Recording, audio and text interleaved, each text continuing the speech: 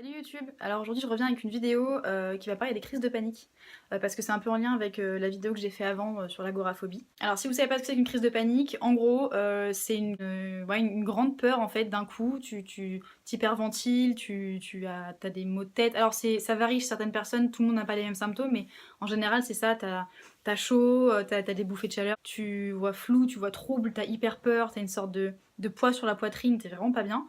Et ça peut durer 2 minutes, comme ça peut durer 1 heure, comme ça peut durer 1 heure et demie chez certains. C'est quelque chose qui arrive à n'importe quel moment, que tu sois en train de regarder la télé ou de manger un truc, ça peut arriver comme ça d'un coup. Et du coup j'ai sélectionné pour vous quelques petites astuces que moi j'utilise, que j'ai apprises au fil du temps ou alors qu'on m'a conseillé pour faire passer ces crises de panique, parce que c'est vrai que c'est très handicapant et on n'a pas forcément les bonnes techniques ou même des techniques tout court pour faire passer le truc et ça dure des plombs. Alors la première ce serait la respiration parce que c'est hyper important, je pense que c'est même la base quand on a une crise de panique, de bien respirer, de respirer lentement et de se détendre en respirant parce que alors, si tu paniques tu hyperventiles et quand tu hyperventiles bah du coup tu paniques encore plus. Donc c'est un cercle vicieux et respirer, bien respirer c'est la base pour vraiment se détendre et faire passer le truc.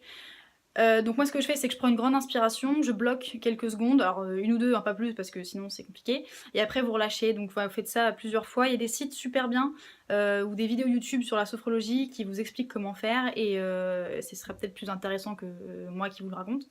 Mais non, il y a des vidéos sur YouTube vachement intéressantes, donc si vous voulez aller faire un tour, allez-y, je vous le conseille. Le deuxième petit conseil que j'aurais à vous donner, c'est en même temps que vous respirez, essayez de penser à autre chose, des trucs un peu positifs. Parce que si vous focalisez sur le problème, sur la panique, ça va être encore pire. Du coup, essayez de respirer le plus calmement possible, et en plus de ça, pensez à des trucs positifs, comme je sais pas, les petites fleurs, les oiseaux, les chatons, j'en sais rien, des trucs vraiment positifs. Troisième petite astuce, ce serait d'en parler à quelqu'un.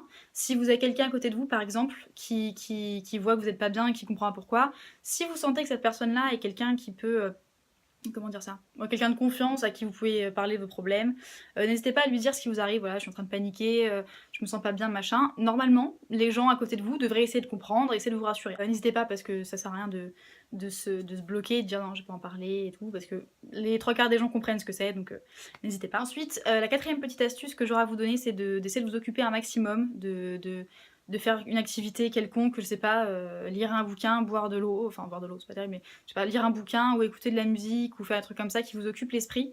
Parce que si vous restez à rien faire, forcément, vous respirez, c'est bien, vous pensez à d'autres trucs, c'est bien aussi, des fois ça suffit. Hein. Mais c'est que voilà, si je suis vraiment très stressée, que je fais une grosse crise, et bah du coup, ça va pas forcément m'aider tout de suite, et ça va pas être la seule chose qui va m'aider. Donc je respire, je me détends. Et en plus de ça, je fais une activité, par exemple, oui, je sais pas, faire le ménage ou regarder la télé ou aller sur l'ordi. Quand il y a du monde autour de moi, je regarde mon téléphone, souvent.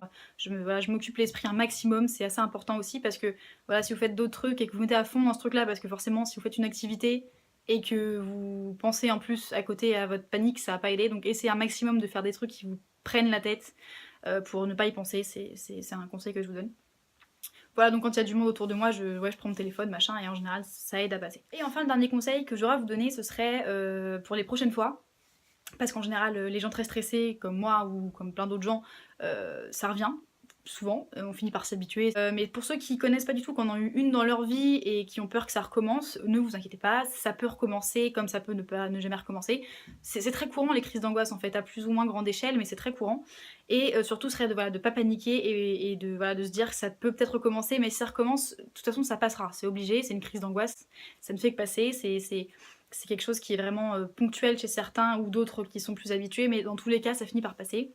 Alors ça peut durer plus ou moins longtemps, il y en a ça va durer 2 minutes, d'autres 40 minutes, d'autres 2 heures, moi ça dépend, il y en a qui peuvent durer, ouais... Bah il y a pas très longtemps j'en ai eu une qui a duré à peu près 1 heure et demie, il y en a qui peuvent durer même la soirée, c'est très aléatoire comme phénomène, donc je pourrais pas vous dire exactement quand ça va se terminer parce que ça dépend des gens et ça dépend des crises d'angoisse aussi. Voilà, donc j'espère que cette vidéo vous a aidé, que ça a pu expliquer à ceux qui connaissent pas ce que c'est que ce phénomène-là. Voilà, surtout gardez à l'esprit que ça passe et que c'est pas du tout irréversible, ce n'est que de l'angoisse, voilà.